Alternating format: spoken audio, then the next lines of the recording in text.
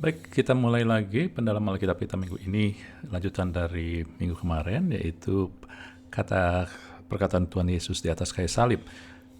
Tema hari ini adalah ya Bapa.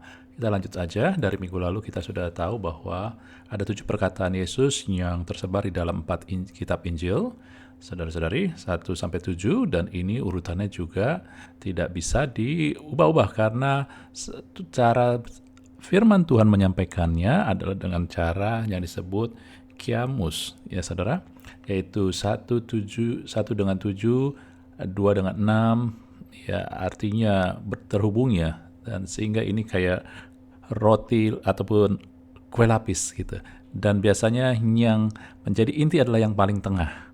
Dan kalau Anda melihat buat di mata Tuhan yang paling berat di hadapan penulis, yaitu perkataan keempat, Allahku, Allahku, mengapa engkau meninggalkan aku. Inilah momen yang sangat devastating, artinya sangat menghancurkan hati daripada Tuhan Yesus dan juga Allah Bapa sendiri. Dan setelah itu, lapisan tengahnya adalah bicara tentang humanity, kemanusiaan kita, yaitu diri kita sendiri. Perkataan ketiga dan kelima nanti akan kita lihat pada minggu selanjutnya. Oke. Dan sekarang kita akan melihat perkataan ke-1 dan ke-7 yang mewakili Bapa. Oke, kita lanjut aja. Ya, perkataan yang ke-1 adalah, ya Bapa, ampunilah mereka sebab mereka tidak tahu apa yang mereka berbuat, dalam Lukas 23 ayat 34. Saudara, ketika Yesus mengatakan perkataan ini, Yesus sudah 12 jam dianiaya, saudari. Ya. Jadi sudah selama 12 jam dia dianiaya, sejak ditangkap dari Taman Getsemani, dihina, ditolak, diolok-olok, dan juga segala sesuatu ini ditujukan supaya mentalnya jatuh. Jadi salib itulah yang Yesus alami selama itu. Dan biasanya orang kalau sudah kayak begini, ya, jadi bukan hanya di interview, hanya di wawancara ataupun juga apapun namanya, tetapi ini disertai dengan pukulan, cambukan, rajaman, bahkan dalam firman Tuhan dikatakan juga janggutnya ditarik, saudara-saudari. Ya. Menghina sekali, dan biasanya manusia akan bereaksi dengan, ya, di dalam diri mereka penuh akan menjadi marah, akan menjadi pahit, dan juga mungkin tujuan daripada penganiayaan ini adalah membuat diri kita breakdown, sehingga kita merasa ditinggalkan, merasa hancur, udah kalah, rendah. Ya. Tetapi apa yang Yesus keluar, kata pertama dari Yesus adalah ya Bapa. Yesus tidak menunjukkan reaksi secara umum manusia gitu. Ya, Yesus menunjukkan perkataan ya Bapa. Ini bicara apa? Saudara-saudari, ketika kita mengalami suatu tekanan yang sangat besar, maka person ataupun pribadi yang kita terhubung ataupun kita teringat adalah pribadi yang selalu memberikan kita, ada di pihak kita ataupun menjadikan kita kekuatan atau penghiburan.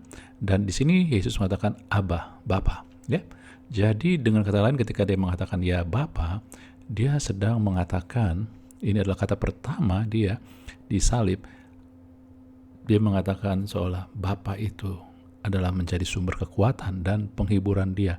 Karena di atas kayu salib, saudara-saudari harus tahu bahwa saat itu, ya, ada banyak suara, tetapi suara yang paling besar adalah suara prajurit Romawi, orang-orang yang mengolok-olok dia, dan juga orang penuduh-penuduh dia, tokoh-tokoh agama. Ya, ada ibunya, ada pun Rasul Yohanes dan kaum wanita, tetapi mereka suaranya hilang tertelan.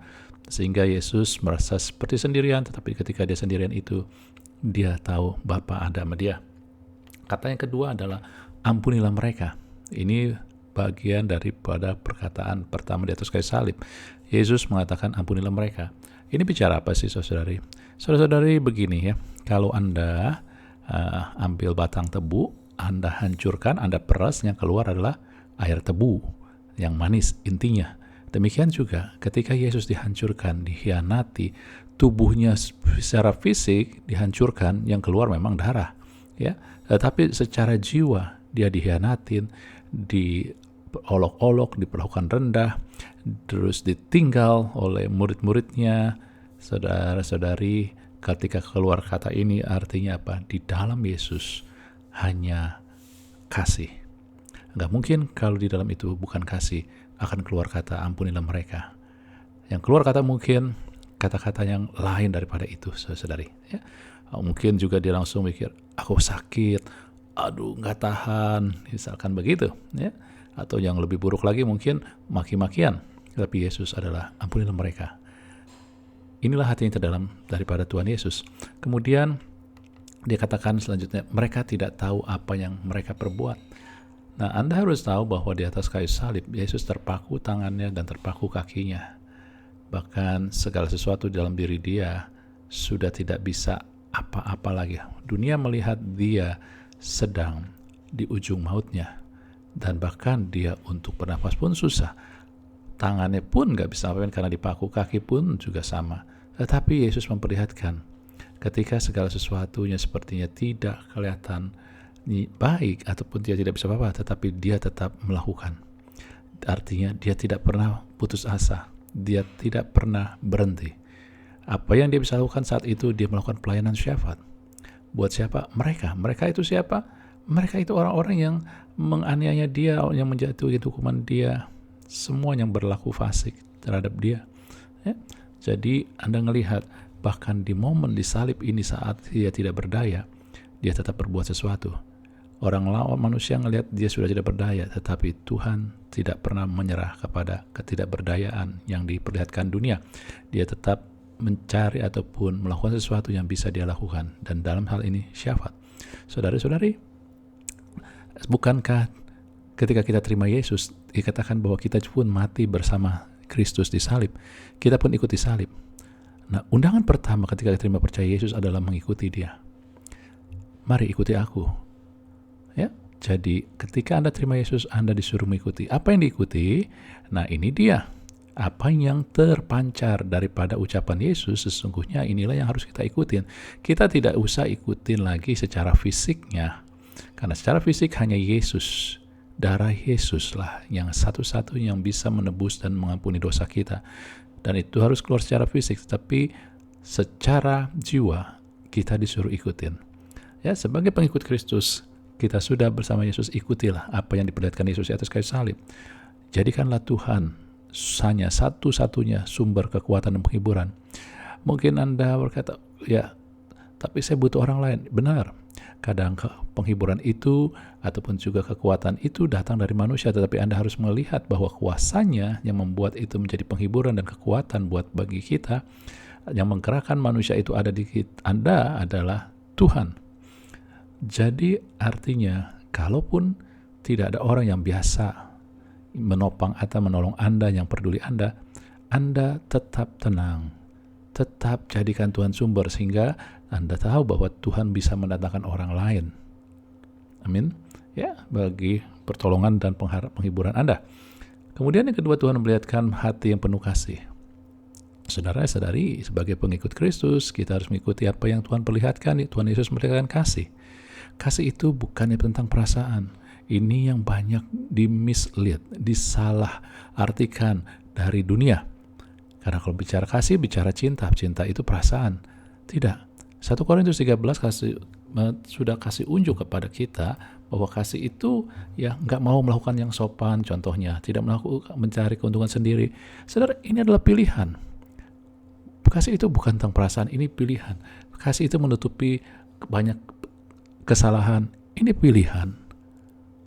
Perasaan mungkin kita nggak enak, nggak nyaman, tetapi kasih adalah pilihan. Artinya ketika Anda memilih, semakin Anda melakukan, semakin Anda akan menjadi terbiasa.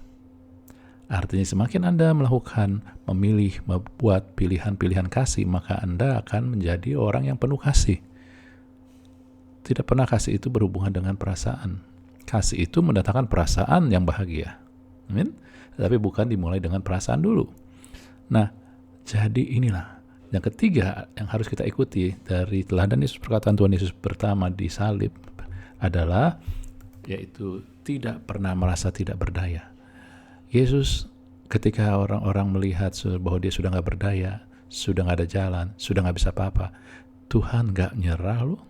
Tuhan gak merasa dia tidak berdaya, dia tetap lakukan sesuatu yang dia bisa lakukan. Walaupun hanya sekedar bersyafaat, berdoa, buat yang dia lihat. Walaupun yang orang yang berdosa itu, yang berlaku jahat sama dia nggak tahu, nggak ngerti, dia tetap bersyafaat. Saudara-saudari, kadang kita mudah putus asa, bukan tentang diri kita, sama orang lain, sama pasangan hidup, sama anak, sama saudara, atau siapapun juga. Kadang kita, wah dia sudah tidak bisa dipertobatkan lagi, dia nggak bisa jadi benar. Saudara-saudari, itulah yang saya maksud juga bagian jangan pernah tidak berdaya, jangan pernah menyerah. Termasuk juga ketika Anda bergumul untuk orang-orang yang sakit. Dokter bilang nggak mungkin ada obatnya, nggak bisa. Jangan menyerah. Paling tidak Anda bisa bersyafaat, paling tidak Anda bisa berdoa. Amin. Ya, jadi itulah yang Tuhan mau. Nah, perkataan yang kedua ataupun yang paralel dengan pertama adalah perkataan yang ketujuh. Dimulai dengan ya Bapa, diakhiri dengan ya Bapa. Perkataan ketujuh diakhiri dengan ya Bapa, ke dalam tanganmu kuserahkan nyawaku. Itu dalam Lukas 23 ayat 46. Tidak ada di kitab Injil yang lain, tetapi hanya di Lukas aja. Perkataan pertama dan ketujuh ada di kitab Lukas 23. Ya, saudara-saudari, Anda harus tahu bahwa salib ini itu didesain supaya Anda matinya itu sangat sakit dan pelan-pelan. Ya, jadi dalam salib itu adalah hukuman yang diciptakan oleh orang Romawi untuk negara-negara jajahannya dianggap budak. Kalau orang Romawi sendiri, warga negara Romawi tidak akan disalib. Kalau mereka melakukan kesalahan yang sangat besar, yang sangat dianggap layak untuk dihukum mati, maka mereka akan dipancung. Ya. Tetapi ketika kesalahan itu dilakukan oleh negara jajahannya yang dianggap budak, orang-orang yang rendah, maka itu disalib. Jadi dengan kata lain, salib itu adalah hukuman dengan cara yang sangat mengerikan. Jadi Anda dibuat hancur. Ya, ketika Anda ada di salib, Anda akan merasa benar-benar gak ada yang bisa bantu lagi. Anda benar-benar terkutuk karena Anda yang hina daripada yang hina, yang paling rendah daripada yang paling rendah. Karena kalau enggak akan disalib. Anda yang paling jahat daripada yang jahat, kira-kira kayak begitu. Ya, untuk memperlihatkan sehingga Anda kalau disalib itu layak untuk dihukum seperti itu karena Anda paling hina, paling jahat. Disalib itu kita nggak akan berdaya karena kaki, tangan dipaku. Dan disalib itu menunjukkan bahwa kamu sudah kalah, nggak ada jalan keluar lagi. Ujungnya adalah kematian, tinggal tunggu kematian. Dan mereka akan buat kematian itu lama. Dan kalau zaman Yesus saat itu adalah menjelang masa Paskah, kenapa kaki mereka dipatahkan? Tujuannya untuk menghormati Paskah itu, budaya Yahudi itu, yaitu supaya mereka lekas mati. Sebab ketika kakinya dipatahkan, mereka tidak bisa lagi bertahan pada kaki, bertumbuh pada kaki untuk bernafas. Saudara-saudari, ini akan akhirnya nggak lama membuat mereka mati. Tetapi Yesus adalah yang pegang kendali, sehingga mereka tidak perlu. Tuhanlah yang menyerahkan hidupnya. Dia yang menentukan kapan dia mati. Bahkan jam berapa dia mati, Tuhan yang tentukan. Dan itu harus bertepatan dengan ketika domba Paskah di Bait Allah saat itu disembelih pukul 3. Ya. Tapi apakah Yesus memperlihatkan ini, merasa ditinggalkan, tidak berdaya? Tidak, dia katakan ya Bapa. Kalau tadi ya Bapa karena menjadikan Bapa sumber ya pertolongan dan kekuatan, tetapi ketika dia berkatakan ya Bapa, dengan kata lain dia katakan ya Bapa, ini titik akhir, Engkau selalu ada. Amin. Ya, kalau tadi Engkau pertolonganku awal perjalanan, tetapi ketika di akhir perjalanan Yesus mau bersaksi, Engkau selalu ada. Ya, di perkataan keempat itu adalah momen karena saat itulah Yesus harus menanggung dosa seluruh umat manusia. Tetapi setelah itu semuanya, Bapa ada, dia bersaksi sampai akhir, Bapa selalu ada. Saudara ingat bahwa di dalam firman Tuhan dalam Yohanes 10 ayat 17 dikatakan Bapa mengasihi aku. Kenapa Bapa mengasihi? Karena aku memberikan nyawaku. Ketika Yesus memberikan nyawa, Bapa sangat bukan sekedar tersentuh, itu Bapa langsung menyatakan kasihnya. Jadi ketika dia ngomong ya Bapa, dan di saat akhir, yaitu di momen terakhir dia mau menghembuskan nafas yang terakhir, Bapa tahu dia memberikan nyawanya, maka Bapa sangat mengasihi Yesus. Dan Anda tahu setelah Yesus mati, ya, terjadi gempa segala. Itu menunjukkan betapa berharganya Tuhan. Karena juga Yesus adalah anak Allah. Kemudian dikatakan dalam rangkaian perkataan ketujuh adalah ke dalam tanganmu. Oke, ke dalam tanganmu ini bicara apa? Tuhan mempersembahkan, bukannya dia dibuat mati, tetapi Tuhan mempersembahkan tubuhnya yang hidupnya yang tak bercacat celah, tak berdosa. Saudara-saudari, ketika Yesus ya Bapa ke dalam tanganmu, ini bicara Tuhan mempersembahkan, Yesus mempersembahkan secara sukarela hidupnya ini semua. Ya. Apa yang diserah ke dalam tangannya apa? Nyawanya. Kuserahkan nyawaku. Ini ketika dia katakan kuserahkan nyawaku, habis itu baru dia meninggal, membuskan nafas terakhir. Ini memperlihatkan bahwa dia pegang kendali. Dia bukan tidak berdaya. Amin. Orang pikir, oh ya dia meninggal. Dunia yang dengan hiruk pikuk tidak tahu apa yang terjadi saat itu, menganggap Yesus meninggal karena disalib. Tetapi Yesus menyerahkan nyawanya bukan karena disalib, tetapi dia memang mau mempersembahkan hidupnya. Dia pegang kendali caranya dan waktunya. Dan perkataan ini juga bukan pernyataan kekalahan. Dia mengatakan, Anda harus bayangkan, dia katakan walaupun di dalam sisa-sisa kekuatannya, nafasnya, dia bukan kata-katanya, aduh Tuhan, udah mati dah aku. Bukan begitu. Kuserahkan nyawaku. Ini perkataan kemenangan, saudara-saudari. Ya. Ini saya katakan mengapa Yesus menentukan sendiri kapan dia mati. Sehingga ketika Pilatus dikabarkan Yesus sudah mati, bingung Pilatusnya. Kenapa? Karena Pilatus pikir akan lebih lama, tetapi Tuhan Tuhan memperpendek penderitaannya, Allah memperpendek penderitaannya, karena enggak, saatnya, waktunya pukul 3 Yesus harus menyerahkan nyawanya saat itu. Sehingga pukul 3 itu bait Allah terbelah. Amin. Ya. Kemudian ini bukan pernyataan kekalahan tadi saya katakan, ini pernyataan kemenangan.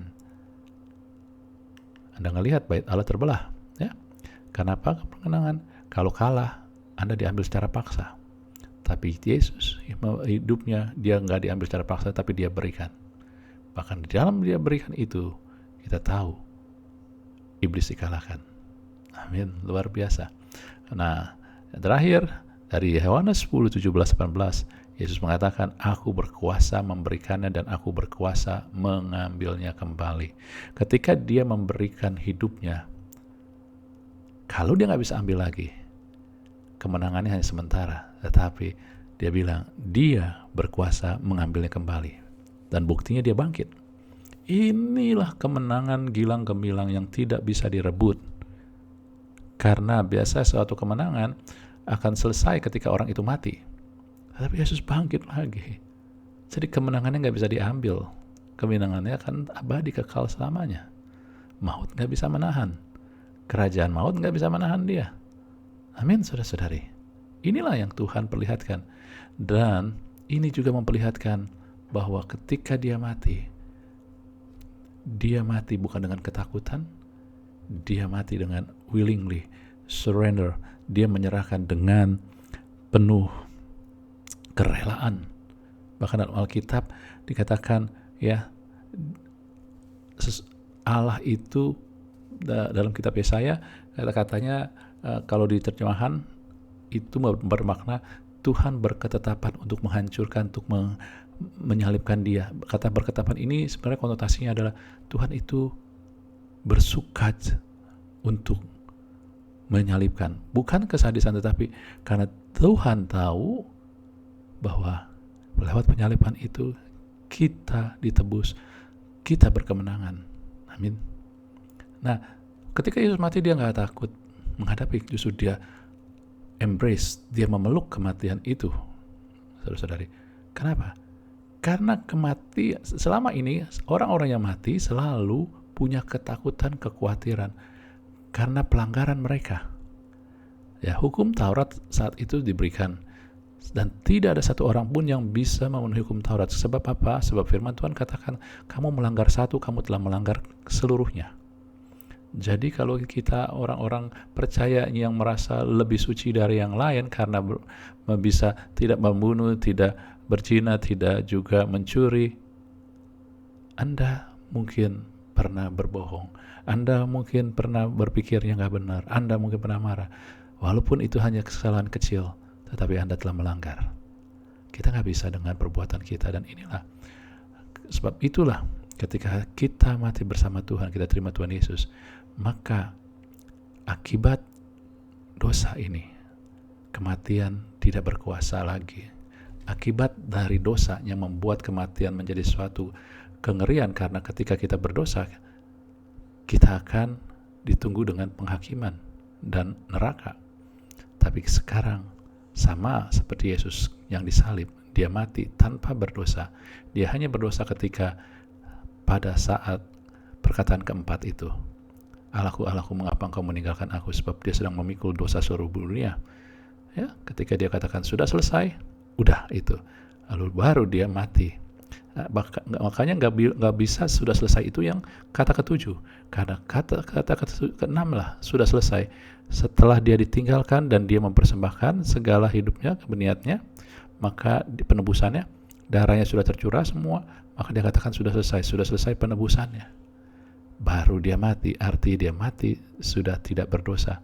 Kalau dia mati tidak berdosa, maka dia memiliki jaminan. Sebab itulah yang dikatakan kematian tidak berkuasa lagi. Akibat kematian, kengerian kematian, ya, tidak berkuasa lagi. Anda ngelihat selama ini orang mati takut, ya. Kalau mau jujur, amin. Kalau udah bilang, oh saya nggak takut, mungkin mereka nggak jujur. Kenapa mereka takut? Takut sudah mati kemana? Ya, itu dialami semua orang.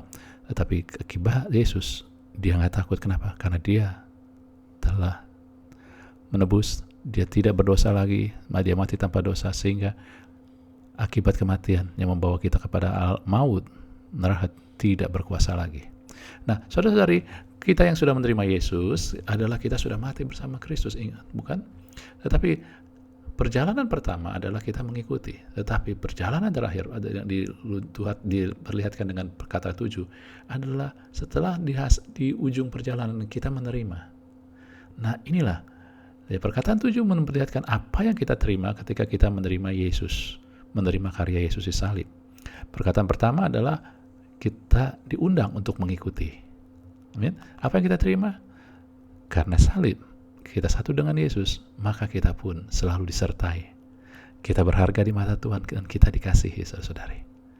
Kemudian kita pun juga diterima Bapa persembahan kita. Apa yang kita bisa persembahkan? Ya, sekecil apapun juga. Ya, Anda bersama Yesus satu, maka dilihat Tuhan itu persembahan yang harum.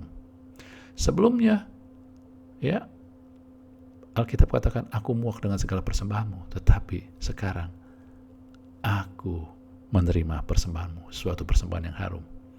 Bahkan di dalam 1 Korintus 15 dikatakan, jeripaya kita di dalam persekutuan dengan Tuhan tidak akan sia-sia. Artinya sekecil apapun yang Anda lakukan, ketika Anda lakukan dengan menyadari bersama Tuhan Yesus, maka itu akan menjadi persembahan yang harum dan akan mendapatkan reward, mendapatkan kemurahan Tuhan, menyenangkan hati Bapa. Sehingga ketika Anda hanya bisa berdoa sebagai persembahan, ketika Anda hanya bisa memberikan senyum, memberikan telinga Anda untuk mendengar buat orang, tetapi di dalam Kristus bukan untuk cari nama, itu suatu persembahan yang diterima oleh Bapa sebagai persembahan yang harum. Ini terbuka buat semua orang. Karena selama ini banyak orang merasa sombong. Karena apa? Karena dia merasa dia lebih banyak mempersembahkan kepada Tuhan. Dia lebih banyak mempersembahkan uangnya. Dia lebih banyak mempersembahkan waktunya buat Tuhan. Saudara-saudari, dan itu membuat kecut orang-orang yang gak punya uang. Kecut orang-orang yang waktunya tersita dengan pekerjaan, karena kalau dia gak kerja, keluarga gak makan.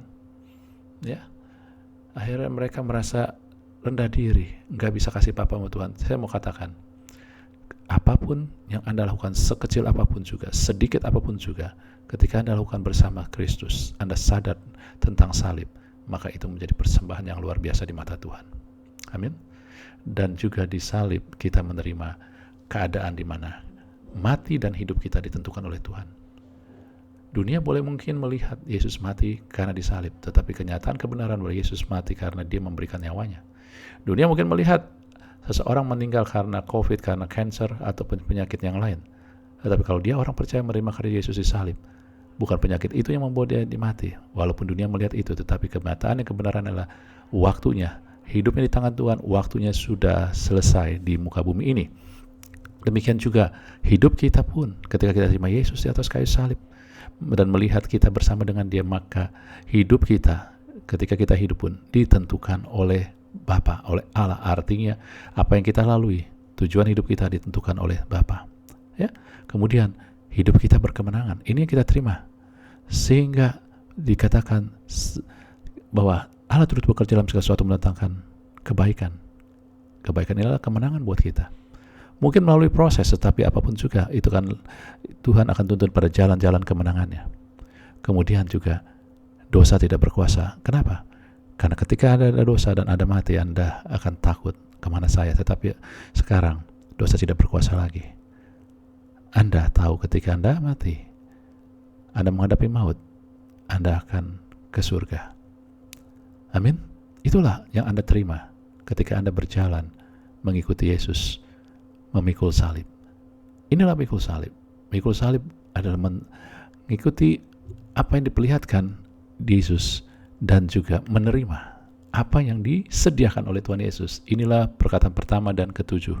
Dimulai dengan perjalanan mengikuti undangan Tuhan, diakhiri dengan menerima. Ya, ini dia, jadikan Tuhan sumber kekuatan. Penuhi hati dengan kasih, lakukan dengan melatih. Tidak pernah merasa tidak berdaya, jangan putus asa.